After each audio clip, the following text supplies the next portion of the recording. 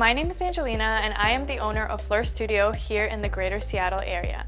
I am honored to be a part of the 2024 Mayesh Design Star video series. Today's video, which is the first of the three-part series, is all about business branding and activation. There will be a lot of information, but don't worry, everything and more will be available on the Mayesh blog, plus a questionnaire I'm going to create to guide you through these concepts. This video is going to have 4 parts. The first part is going to be a quick little tour of the studio, every single area and its function and purpose. The second part is going to be the nitty-gritty part of creating your own business brand, everything from creating your logo to in-house music. And the third part is our favorite part, the flower selection. I'm going to be connecting your flower selections to your brand and explaining how to best work with your sales rep and create a Mayesh standing order. And last but not least is customer experience. I'll be talking about how we connect with our customers both in store and online, customer retention, and how we package our bouquets. Last year, Mayesh focused on sustainable floristry, and that is something that we truly value here at FLEUR Studio. So I'm going to be throwing in a few tips and tricks here and there throughout these videos on how to create a sustainable retail brand.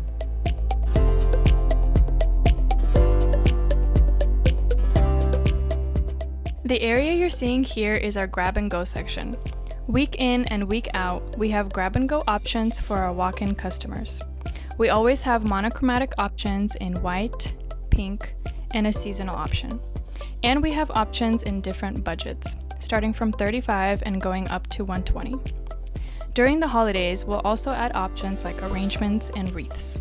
This area is our flower bar. We also give our customers the option of making their own bouquet in their budget. The customer carefully selects their pieces and we arrange them and wrap them up. This last area is our workspace, which we'll go into more depth in our second video.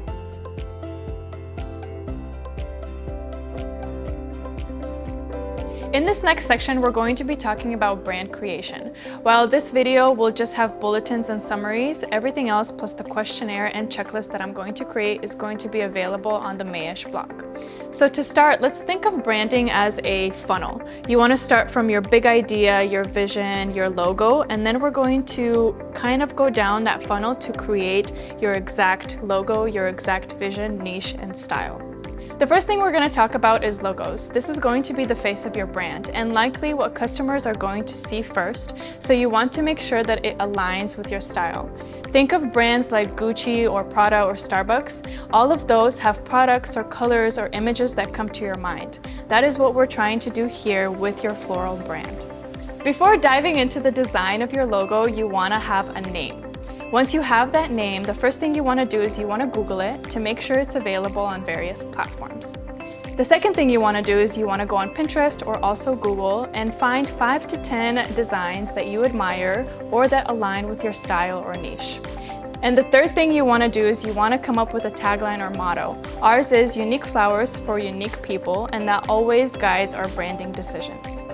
After completing these steps, you're going to want to reach out to a graphic designer and they're going to ask for all the things I just mentioned that you had to research.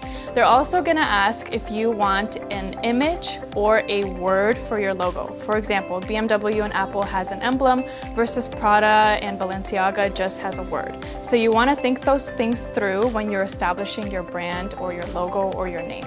The next thing you want to do is you want to make sure that your brand stands out. So if you have a physical location or a store, go ahead and research 5 to 10 mile radius of other florists in your area, study their logo, their website, their designs, and make sure that yours stand out. If you're a wedding florist or you're a mobile bar or pop-up florist, you want to make sure that you research those that do the same thing and also stand out from them. You want to make sure that you are attracting a specific clientele, so think of your ideal customer. In my case, I strategically chose the east side of Seattle, aiming to establish a luxury flower shop. Something else that I had to think about is how to include sustainability, which is also part of our brand and our motto, unique flowers are for unique people. One of the ways that we did that is instead of opting for a glass vase arrangement, we actually decided to do ceramic vases. That not only enhances the luxe experience and look, but it also covers up the chicken wire and the dirty water that's in the vase. We also implemented programs like recycling your vase, using chicken wire instead of foam, like I already mentioned. And we also are a flower coffee shop, so we also incorporated sustainability into our coffee cart. So we only serve all of our coffee in glass jars. Once your logo is finished, everything else becomes extremely easy. So now you begin to move down that funneling process and every decision becomes very streamlined. For example, your website automatically is aligned to the font and colors of your logo. Your interior should also align with your logo colors and style. So if you're focusing on modern bouquets and modern styles, you want to create a modern interior. If you are more whimsical or tropical or fun and colorful, you want to create that in your store. So you want to make sure that your branding is cohesive with your interior design and your website design, and also your social media.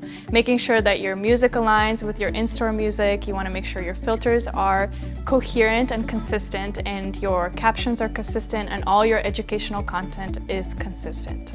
Another part of that funneling process is your ribbon, your packaging styles, your paper quality, and all of that has to be also aligned with your brand.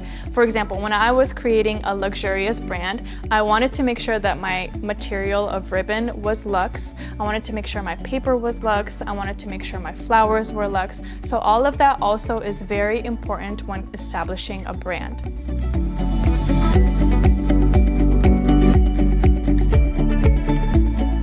The next part of your branding is flower selection. In my opinion, this is a pivotal moment and deciding factor of your brand and making sure that you also stand out.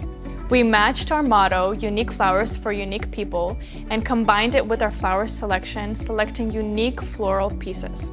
I took deliberate steps to make this happen. The first thing I did was meet with my sales rep. I went through the Mayesh floor and I basically just pointed out which one matched my brand and which one didn't. The second thing we did was we created a standing order. Think of a standing order as a solid foundation of your house. For me, it's so easy coming in every week and knowing that you have the same type of roses, the same type of textures, and the same type of greenery. And on top of that, I also added a budget for seasonal blooms and seasonal greenery. So that way I always add a little bit of flair or uniqueness to each bouquet.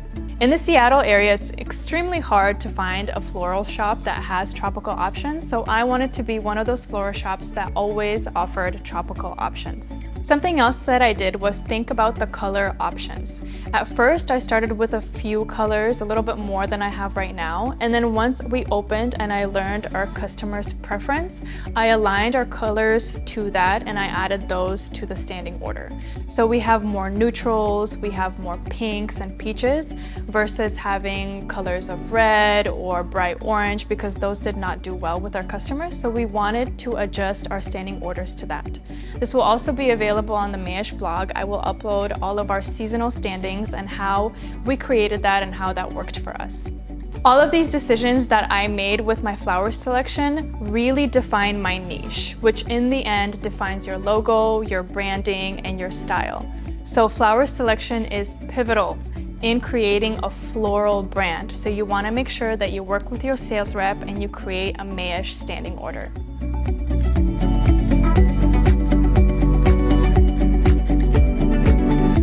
The final section focuses on customer service experience.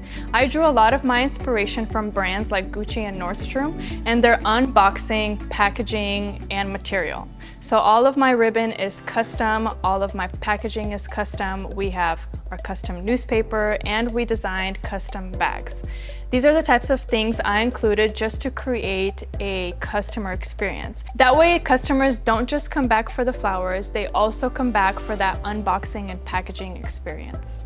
When you go on our website, you won't see the same types of bouquets. We created a gallery for people to look and get ideas from, but we never create the same type of bouquet. Our services are one of a kind, so we only have a designer's choice available.